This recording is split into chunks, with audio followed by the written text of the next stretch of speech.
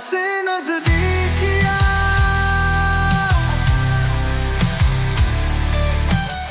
रात के 8:30 बज चुके थे। वे खाना खा चुके थे और ज़ारोनेश बर्तन किचन में ले जाकर डाइनिंग टेबल को साफ कर रहा था।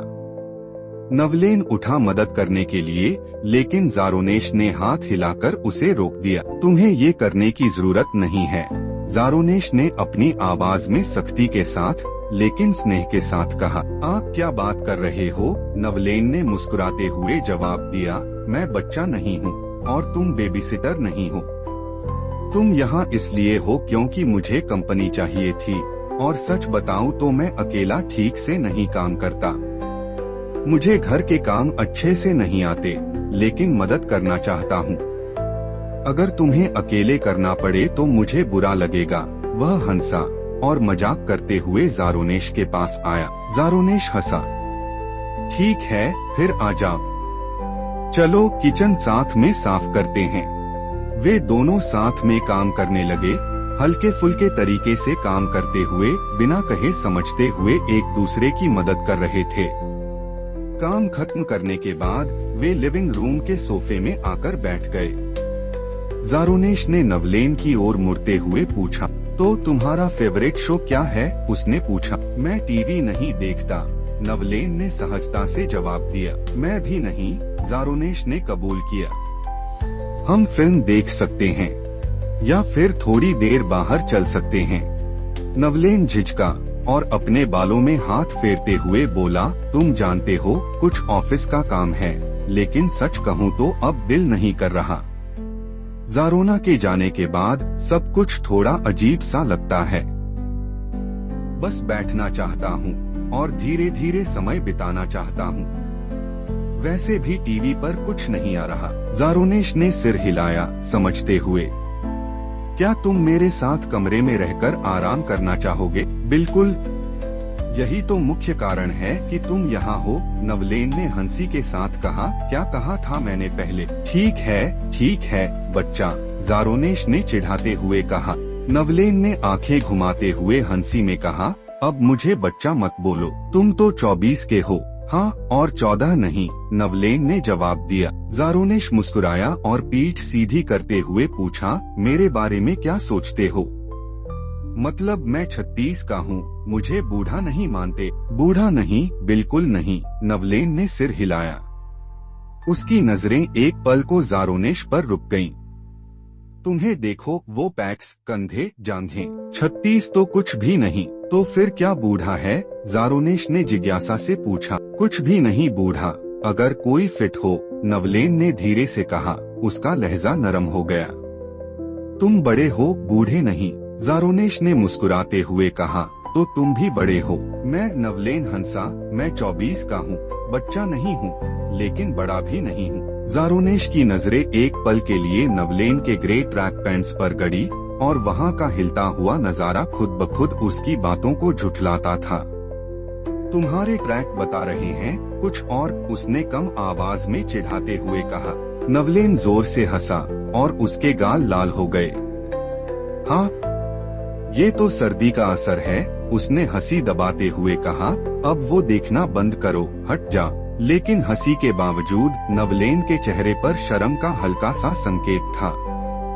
वह सोफे पर थोड़ा हिलते हुए खुद को समेटने की कोशिश कर रहा था। वो पल थोड़ी देर के लिए हवा में लटक गया। ज़ारोनेश ने पलटकर टीवी की तरफ देखा, फिर अपनी बाह को बढ़ाकर नवलेन के बालों में एक हल्की सी सुलझन देते हुए हाथ को थोड़ी देर के लिए और लंबा रखा। बच्चे तो बिल्कुल नहीं हो, उसने मखौल उड़ाते हुए गहरी और गर्म आवाज में कहा। फिर उसका हाथ नवलेन के कंधे पर ढीला सा रखा, जैसे एक आरामदेह हल्का सा अधिकार। नवलेन ने यह महसूस किया। एक अजीब सी गर्मी उस इशारे में थी, एक तरह की देखभाल जो शायद इतनी कम मिलती थी कि उसे महसूस होते ही गहरी कसक सी उठी। ज़ारोनेश का हाथ उसकी मौजूदगी ने जैसे बिना कुछ कहे उसे सुरक्षित और सुकून देने वाला महसूस कराया। ज़ारोनेश ने स्ट्रीमिंग ऑप्शन स्क्रॉल किए और पूछा, यह वाला कैसा रहेगा? उसने एक थ्रिलर पर क्लिक किया। सुना है काफी इंटेंस है। हाँ लगाते हैं, नवलेन ने धीरे से कहा, लेकिन उसकी आवाज अब हल्की सी थी और उसकी नजरें पहले ही स्क्रीन से हटी हुई थीं। फिल्म शुरू हो चुकी थी और कमरे में एक सन्नाटा छा गया था, बस टीवी से आती रोशनी की हल्की सी झिलमिलाहट के अलावा। नवलेन का शरीर सोफे पर आराम से झुका हुआ था, लेकिन उसका मन अजीब सी करीबी से घिरा हुआ था। धीरे धीरे उसकी गर्दन ज़ारोनेश के चौड़े कंधे की ओर झुकने लगी। उसकी सांसों का मंथन उसे और करीब खींचने लगा। बिना महसूस किए नवलेन थोड़ा और नीचे खिसक गया और उसका सिर अब ज़ारोनेश की गोदी में था। यह हल्का सा बदलाव ज़ारोनेश की निगाहें खींच लाया। उसने नीचे देखा, उसकी सांसें थम सी गईं जब उसने नवलेन का शांत, लगभग कमजोर सा चेहरा देखा। कुछ भीतर हिल गया था, एक तरह की सुरक्षा की भावना और एक अवर्णनीय आकर्षण। उसका हाथ नवलेन के बालों की ओर बढ़ा, नर्म बाल उसकी उंगलियों से फिसलते गए। यह एहसास उसकी सादगी में बहुत लुभावना था। ज़ारोनेश का स्पर्श धीरे धीरे बढ़ता गया, नवलेन की गर्दन की हल्की सी घुमाव और उसकी त्वचा की गर्मी को महसूस करते हुए नवलेन हल्का सा हिला और ज़ारोनेश की गोदी में और सिमटने लगा। ज़ारोनेश के होठों पर हल्की सी मुस्कान आई और उसके उंगलियां धीमे धीमे अपनी राह पर चलती रही। उसका दिल तेजी से धड़कने लगा, फिर भी उसने रुकने का नाम नहीं लिया। उस पल को और नजदीक लाने दिया, बिना कुछ कहे, बस महसूस करते हुए। रात गहरी होती गई और ज़ारोनेश ने अपनी पीठ ढीली की, हाथ अभी भी नवलेन के बालों में उलझा हुआ था। नींद ने उसे अपने काबू में कर लिया, लेकिन उससे पहले उसने चुपके से यह सोचा कि क्या नवलेन भी वही महसूस कर रहा था जो वह महसूस कर रहा था। घंटे बीत गए, रात सुबह की शुरुआत में बदलने लगी। सुबह के 6 बजे के आसपास ज़ारोनेश हल्का सा हिला, हाथ अब भी नवलेन के सिर पर था। उसकी अंगुली धीरे धीरे उसके बालों में निशान बना रही थी। उसने नवलेन को आराम से सोते हुए देखा, उसकी गोदी में लिपटे हुए। नवलेन के बाल हल्के और मुलायम लहराते हुए, उसकी उंगलियों से रगड़ते हुए एक अजीब सी नाजुकता से उसे महसूस हो रहे थे, जो उसकी बाकी की मस्कुलर बॉडी से बिल्कुल अलग था। उसका चेहरा सोते हुए एक देवत्व जैसी कोमलता से भरा हुआ था। उसकी काली पलकें उसकी गालों पर आराम से पड़ी थीं और होठों पर एक हल्की सी मुस्कान झलक रही थी। नवलेन की सांसों की लय स्थिर और शांतिपूर्ण थी और उसकी छाती की गर्मी उस नाजुकता से भरी हुई थी, जैसे एक फूल की नरमी, मुलायम लेकिन मजबूत। कमरे की गर्मी, मौन आराम और नवलेन की सांसों की लय ने इस जगह को भर दिया था और ज़ारोनेश को एक अजीब सी शांति का एहसास हुआ, जो वह पहले कभी महसूस नहीं कर पाया था। एक गहरी भावना ने उसे घेर लिया, जैसे उसे नवलेन की देखभाल करनी चाहिए, कुछ ऐसा जो अनजान और नया था। जब उसने उसे देखा, उसकी अंगुली नवलेन के बालों में चलती रही और उसकी सोच कुछ ऐसी जगहों पर चली गई जिनकी उसे उम्मीद नहीं थी, वो जगहें जो शायद जटिल थीं, जितनी उन्हें होना चाहिए था। उसने कभी नहीं सोचा था कि वह इतना महसूस करेगा, कभी नहीं सोचा था कि वह इतनी देखभाल करेगा। जैसे ही उसका हाथ धीरे धीरे रुकने लगा और वह हल्की सी झपकी लेने ही वाला था, अचानक एक आवाज आई। उसका फोन कमरे के दूसरी ओर से बज रहा था। ज़ारोनेश एक झटके से रुक गया, शॉक उसकी नसों में फैल गया जैसे बिजली का करंट। उसका दिल तेजी से धड़कने लगा और एक पल के लिए ऐसा लगा जैसे बाहर की दुनिया ने उनके शांत पल में खलल डाल दिया।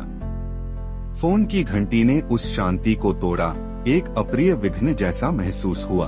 उसने अपनी अंगुली नवलेन के बालों से हटाई और उसे आराम से कुशन पर लिटाने के बाद फोन की ओर बढ़ा। वह स्क्रीन पर उभरे फ्लैशिंग कॉलर आईडी को घूरते हुए उसकी उंगलियों ने स्क्रीन को छुआ। एक अज्ञात नंबर फ्लैश हो रहा था, लेकिन जैसे ही वह फोन की स्क्रीन को छूने वाला था, नवलेन की हाथ ने उसे जल्दी से रोका। उसने ज़ारोनेश कलाई धीरे से पकड़ ली और ज़ारोनेश ने पलटकर देखा। नवलेन ने अपने हाथ को स्वाभाविक रूप से उसकी कमर के आसपास लपेटा और उसे फिर से खींच लिया। इस हल्के से खिंचाव के साथ ज़ारोनेश का हाथ नवलेन की शर्ट की कमर के पास चला गया और जहां शर्ट थोड़ा ऊपर खिसका वहां एक जैसे एक नन्हा सा जंगल जो नई राहें बना रहा हो वैसे सुंदर बालों से बना त्रिकोण दिखाई दिया जो कहीं ट्रैक पैंट्स के अंदर तक का रहा था। इस एहसास ने ज़ारोनेश के सीने में गर्मी भर दी। यह कनेक्शन बहुत निजी, बिना कहे और इलेक्ट्रिक महसूस हुआ।